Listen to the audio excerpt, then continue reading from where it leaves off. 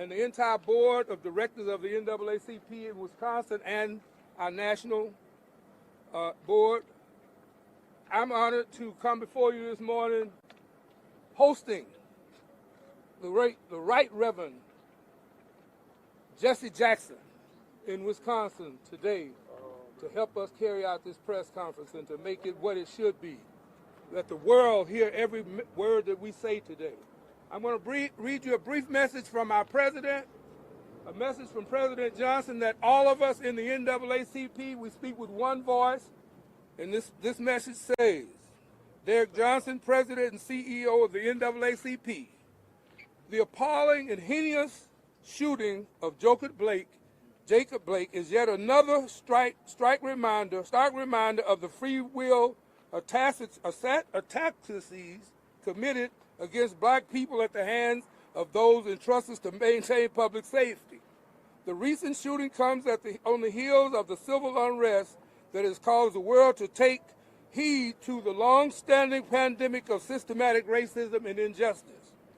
The unfortunate and sobering reality is that black men and women are under perpetual fear of having their lives taken from them at any given moment while engaging with police officers. In a country where the phrase life, liberty, and the pursuit of happiness emphasizes undeniable rights, Jacob Blake is another prime example of a succession of individuals that the promise of this nation ring hollow for far too many minorities. At this moment, the work of the American people is clear and unquestionable. We must continue to fight, organize, and mobilize against police brutality,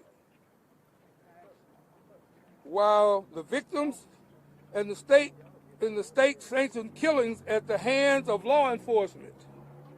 While the visions of Jacob Blake, Ahmaud Arbery, George Floyd, Breonna Taylor, and countless others play over and over in our minds, we must not grow weary until we've achieved police liberty and substantive change is realized.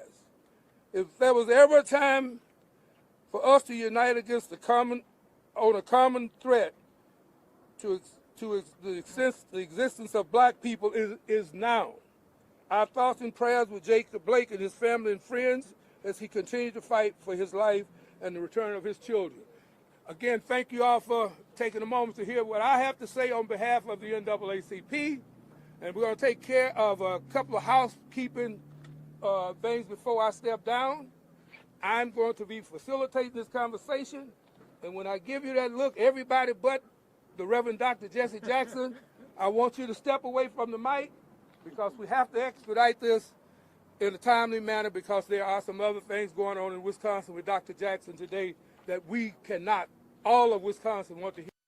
So thank you all for being here, and the NAACP is with you, but we will not rest until criminal justice policies are changed in the state of Wisconsin and that we all have our freedom and rights. Thank you. Thank you. The next person on the agenda is the good Dr. Reverend Jackson's national spokesperson, Mr. Bishop Travis Grant. Thank you, Dr. I am Bishop Travis Grant, Tavisgrant. I'm the National Field Director for the Rainbow Push Coalition, who has offices in 25 cities across the country. We're here today because we've had enough.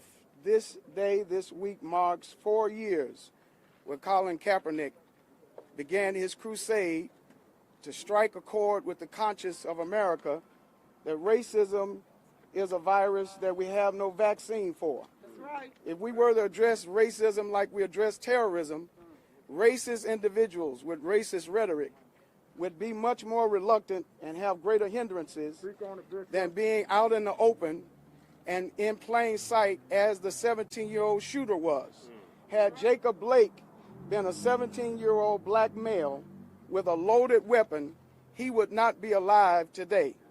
It is only by the grace of God that he is alive, and we offer our national and international prayers for he and his family. Why is it that from LeBron James to Stephon Curry to football players tennis players, athletes of all walks are now boycotting and joining this cause to strike the nerve of conscience in America. I want to play for you, just briefly, a reason why this incipient racism, the racism that is in every institution of America. There's an economic gap, a financial gap, a health gap. One of the persons, as an icon, as a servant, as a lieutenant of Dr. Martin Luther King Jr., for over 50 years, he's marched across America asking us to keep hope alive. We now welcome the Right Reverend Jesse Louis Jackson. Yay! Let me express my thanks to the NAACP for hosting this conference today. Congresswoman Gwen Moore from this area, Congresswoman Gwen Moore,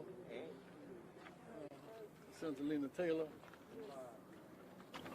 I want to play a tape for you first to show you the climate that we're dealing with here in Wisconsin, particularly in this area. Bishop, right here. Excuse me, Reverend, one moment. If we cannot have other press conferences while we have a press conference, it would be much appreciated. Go ahead, Reverend. This is the voice of the sheriff in this area. This is the climate center. Bill? We can't turn it on. No, it's a. Having small children, let's put them away at some point. What's the mic? Correct. I don't care what race, I don't care how old they are. If there's a threshold that they cross, these people have to be warehoused. No recreational time in the jails. We put them away. We put them away for the rest of their lives so that the rest of us can be better. If society has to come to a threshold where there's some people that aren't worth saving, we need to build warehouses, put these people into it, and lock them away for the rest of their lives. Let's put them in jail. Let's stop them from truly, at least some of these males, going out and getting 10 other women pregnant and having small children. Let's put them away at some point. We have to stop being politically correct. I don't care what race, I don't care how old they are. If there's a threshold that they cross, these people have to be warehoused. No recreational time in the jails. We put them away. We put them away for the rest of their lives so that the rest of us can be better. Bishop, how can the press link to this?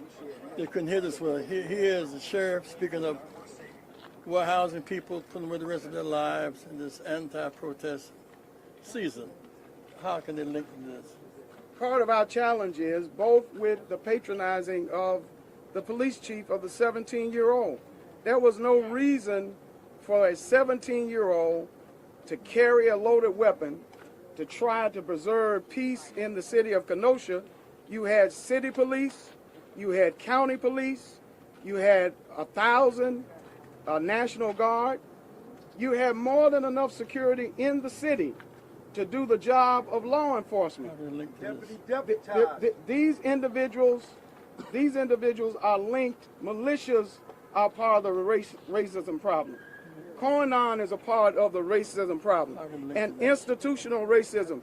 You can go to our website, rainbowpush.org, and retrieve this recording of the sheriff saying we need to build warehouses for these people. He's using this dog and whistle, these people. We are not these people. We are black people, and Black Lives Matter. I want to express my thanks to leadership gathered here today. Athletes who stood up. I think LeBron James deserved a Nobel Prize. Yes. Standing up in Trayvon case in Miami. Standing up, building a school in Ohio. For Breonna the Taylor he deserves. He's changed the culture of athletes in America today. I want to make this point clear. There's a pattern of killing black people. When Roof killed 9 black people in church in Charleston, South Carolina, Police took him to get a hamburger before taking him to jail.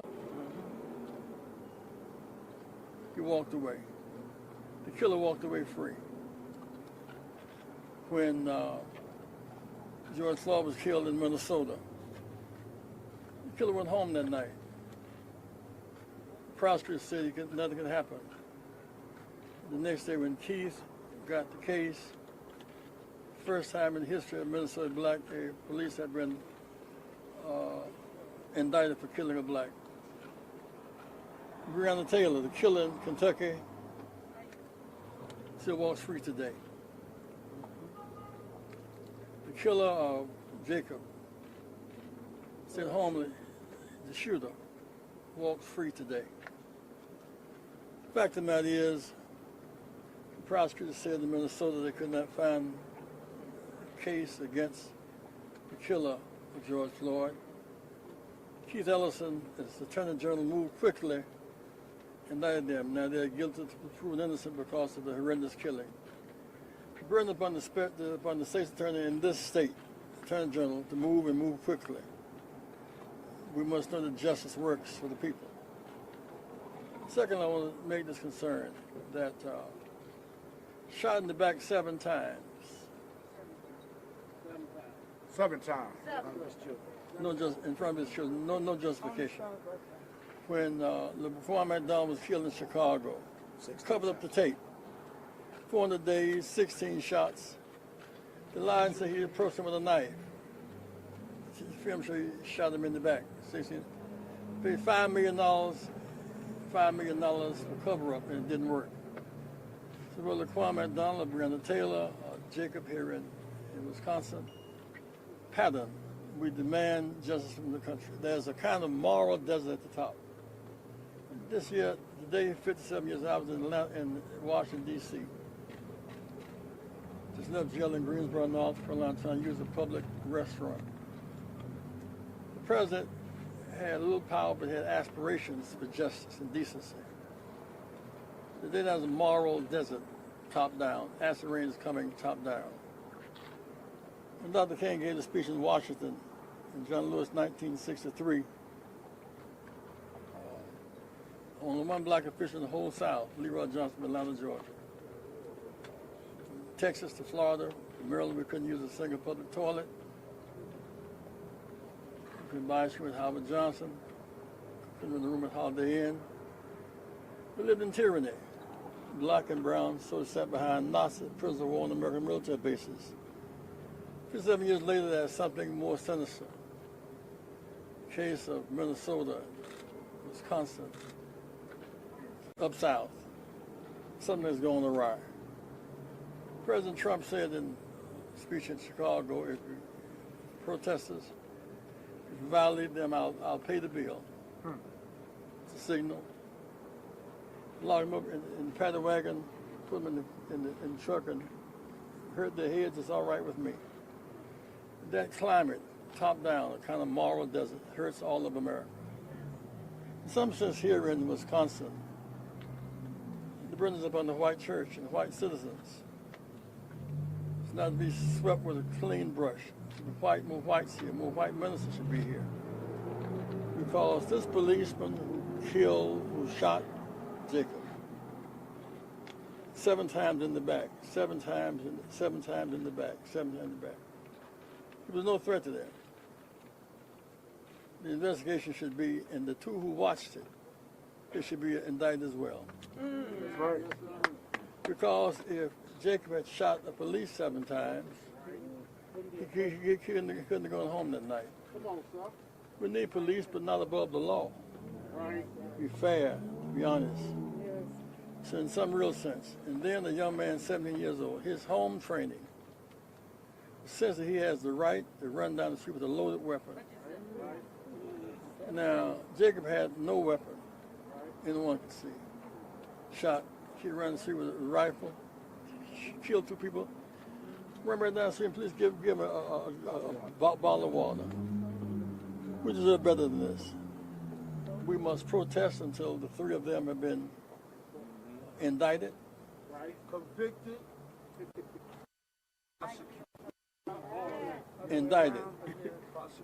being convicted and prosecuted, and then indicted first. They must not sleep at home at night in comfort.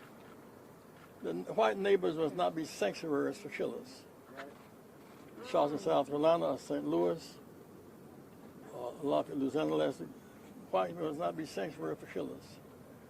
We deserve better than this. Yes, sir. America must be America for all of us. Fought enough wars, paid enough taxes, we deserve equal protection on the law. We're not getting it. So I want to open up now. I want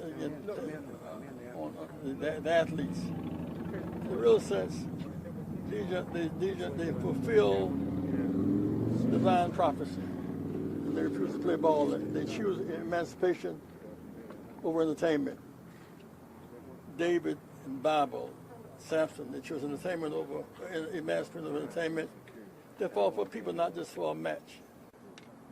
When Jack Johnson stood up and fought back, a time when blacks were untouchables, the riots after the fight. That's just the ones why when you ran the race, Hitler walked away. He said, well, I came back home and Roosevelt didn't shake my hand either. Kurt Flood, athlete, was selling from St. Louis to New York. So it can't be sold. He lost his baseball career. Every American has free agents today because of Kurt Flood. He refused to be a slave. That's right. The same is true with basketball player who refused to accept the idea he couldn't play until his time was up. When these athletes stand up, we commend them, we stand with them. I want America to be America for all of its people today. What a great moment to be alive in many ways. I would say to the citizens of this area, be nonviolent and disciplined. Not because we're scared, but because we're smart. They want to use the riots as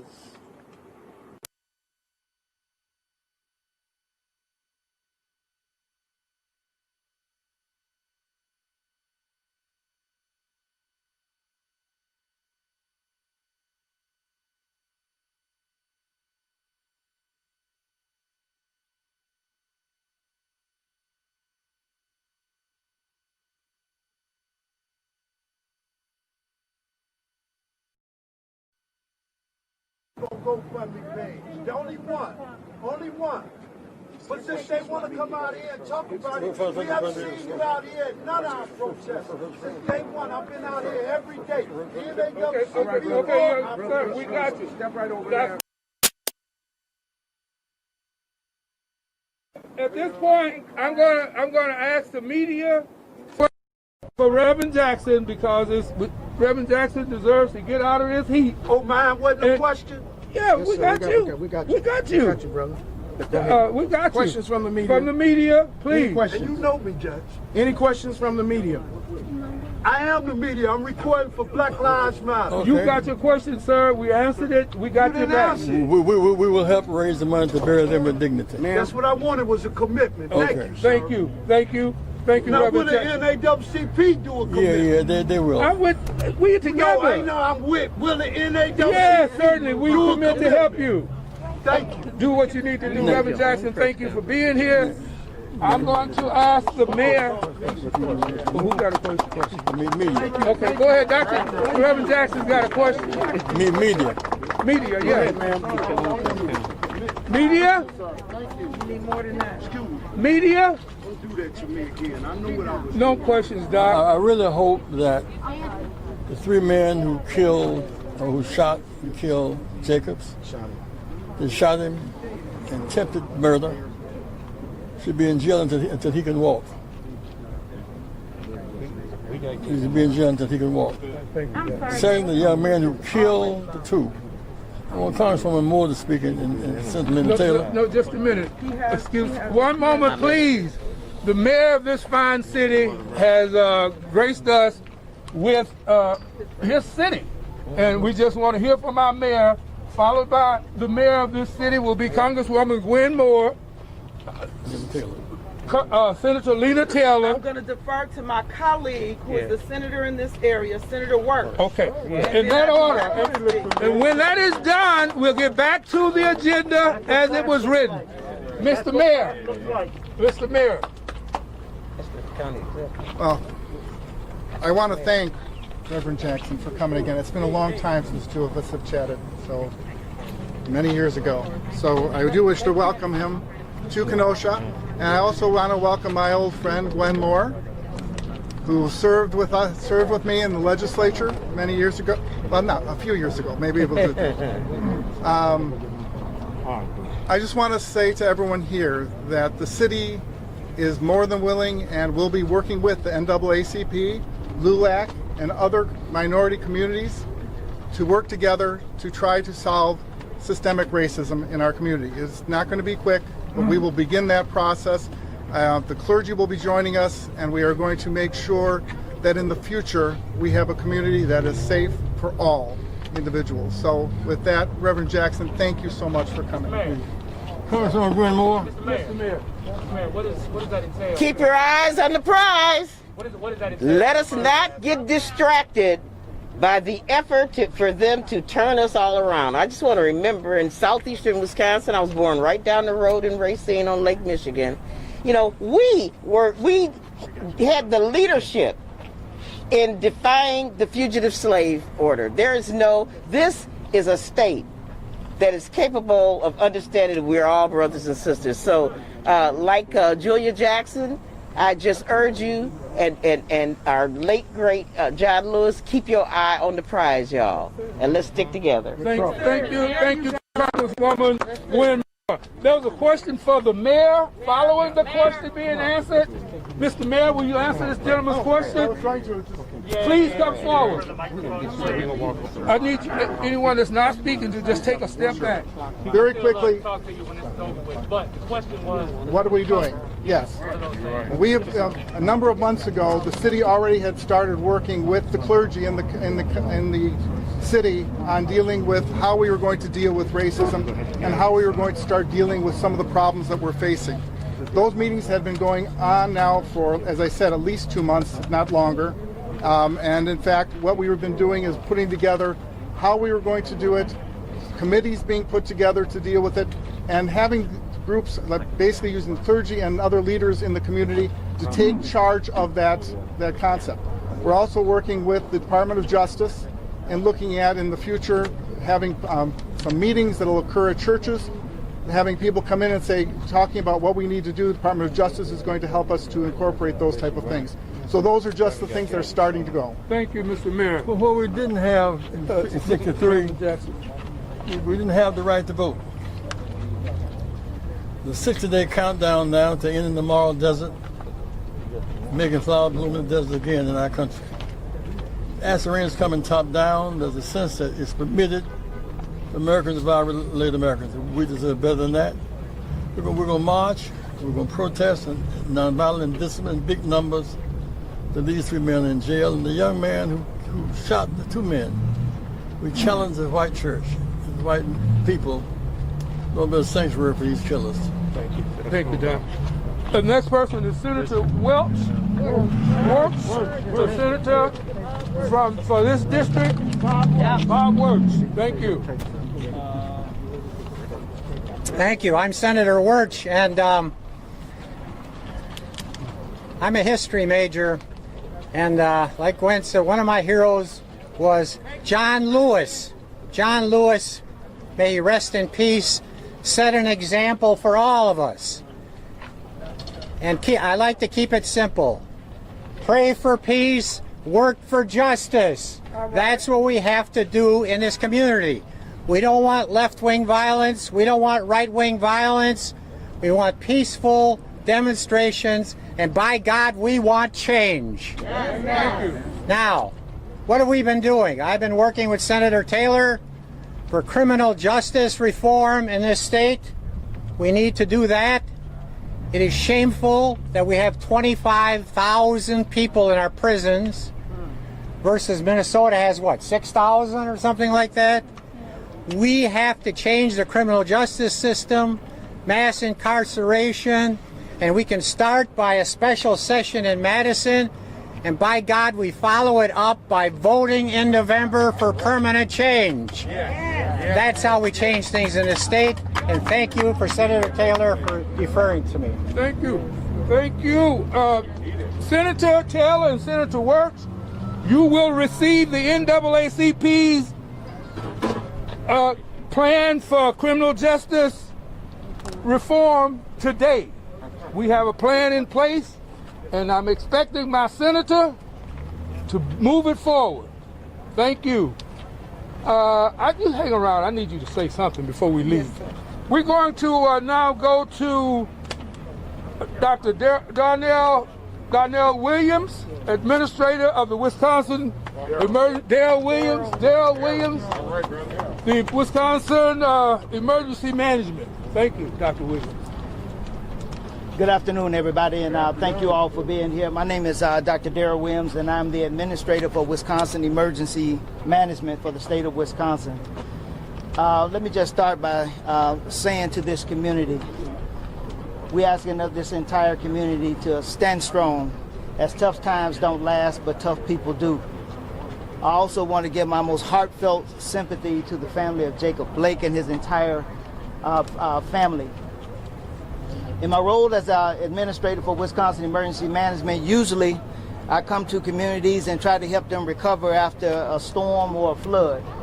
But that's not the reason why we're here today. We're here today because there's a community that's hurting. And I want this community to know that we are going to do everything that we possibly can to help this community heal and recover after these events. Let me just tell you, we like you are also saddened by the additional 2 deaths that happened. We do not want to see any more deaths on the streets of Kenosha. We know that the people here inside this community want peace, but we also know that they want change. We know that they want real change that's going to make lives a lot better for all people, but especially those people of color. We also know that Black lives matter. And we also know that all lives cannot matter until Black lives are a part of the all. We support a peaceful protest, but we also know that when there are people dying in the streets during those protests, that's not peaceful. We cannot change the current system with the same mindset that created it. Dr. Martin Luther King Jr. once said that unrest stems from the voices of the unheard. Let me assure this community that your voices have definitely been heard. Now is the time for all of us. The challenge is for all of us to focus our efforts in a more positive direction.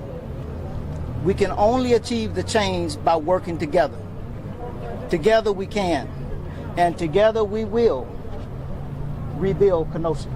Thank you. Thank you, Dr. Williams. Is Dr. Ramel Smith here? Dr. Ramel Smith is going to talk to us about the effect of trauma that is happening in our communities, and especially what happened to those 3 children that were in that van just the other day when the other gentleman was shot. Dr. Smith.